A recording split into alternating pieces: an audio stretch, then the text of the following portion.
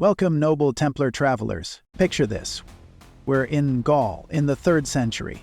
The Roman Empire is at its peak, and Christianity is beginning to challenge the foundations of Rome. In the city of Lutetia, today known as Paris, the Christian faith is growing, but with it comes persecution. Amidst this tension, Saint-Denis, bishop of the city, prepares for his final fate. Saint-Denis, an Italian bishop sent to Gaul to evangelize, is sentenced to death by the Romans. He will be decapitated on Montmartre, a hill that at the time was located outside the city, far from the walls of Lutetia. However, what happens next is not just a story of martyrdom, it's a miracle that spans centuries and defies the boundaries of death. After being decapitated, Saint-Denis rises. Holding his head in his hands, he begins to walk. The scene is surreal. A dead man, yet still moving, preaching his faith with unwavering courage.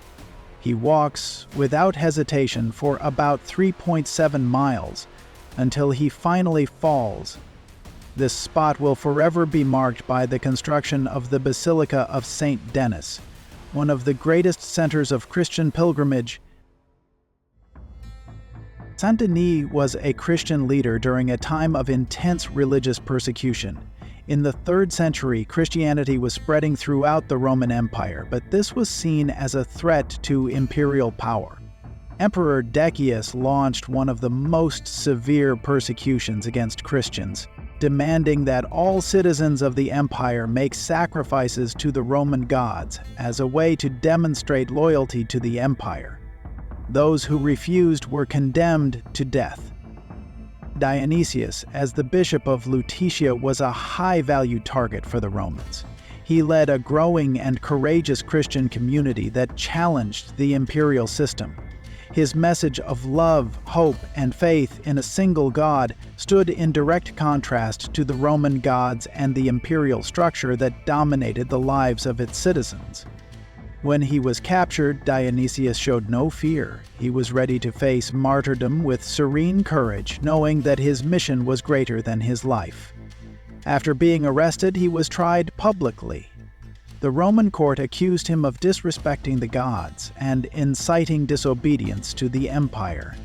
His sentence was clear: decapitation. As he was taken to Montmartre, Dionysius neither bowed nor faltered. The act of his arrest and trial, followed by the brutal execution, did not break his faith. He faced death with a conviction stronger than the executioner's blade. He knew that his mission to spread the word of Christ was greater than his life, a sacrifice that would resonate for centuries. The most extraordinary moment in the story of Saint-Denis occurred after his execution. When his head was severed, what no one expected happened. He rose. Holding his own head in his hands, he not only defied the laws of nature and death, but also continued his divine purpose. Saint-Denis walked for about 3.7 miles with his head still in his hands, became a miracle immortalized in Christian tradition. As he walked, he didn't just cross streets and fields, he preached. His words were ones of unshakable faith, resilience, and hope. He defied human limits, telling those who listened that death had no power over those who truly believed. The people who saw him along the way were undoubtedly astonished.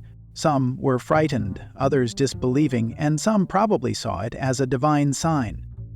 It is imagined that, in such a time of intense persecution, witnessing someone defying death in this way could have had a profound impact, making them question their own beliefs and fears. Those who saw him were likely torn between the fear of a man who was not fully dead and admiration for his courage.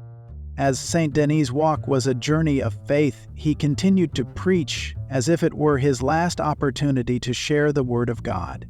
His words echoed with each step, leaving a reverberation of faith. He was determined to complete his mission to the very end, uninterrupted even by death.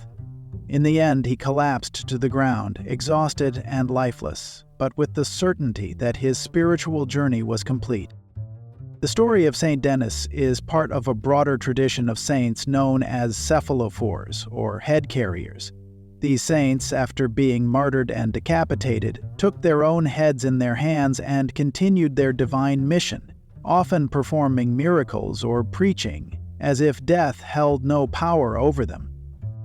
A famous example of another Cephalophore saint is Saint Hilarion, a Christian monk who, after being decapitated, was also seen carrying his head while continuing to preach the word of Christ. Saint Erasmus of Formia, another Cephalophore saint, also appears in Christian tradition carrying his head after being decapitated during the persecutions. These examples are not only fascinating for their mystery and incredibility, but they are also powerful representations of the soul's resilience over the physical limitations of death. Theologically, the Cephalophore saints represent the triumph of the spirit over the flesh, the idea that even after physical death, the divine mission cannot be interrupted. In Christian iconography, these saints are often depicted holding their heads, symbolizing the eternity of the soul which transcends the finitude of the body. They demonstrate that true faith is stronger than natural or physical laws, and that the divine mission continues beyond death. When Saint Denis finally fell after his miraculous walk, the spot where he rested was not forgotten. In honor of his martyrdom and the miracle he performed, a grand basilica was built there, the Basilica of Saint-Denis in Montmartre. But this basilica is not just a landmark of Christian faith. It also holds an invaluable cultural and historical significance for France. Over the centuries, it also transformed into a symbol of royal power and France's national identity.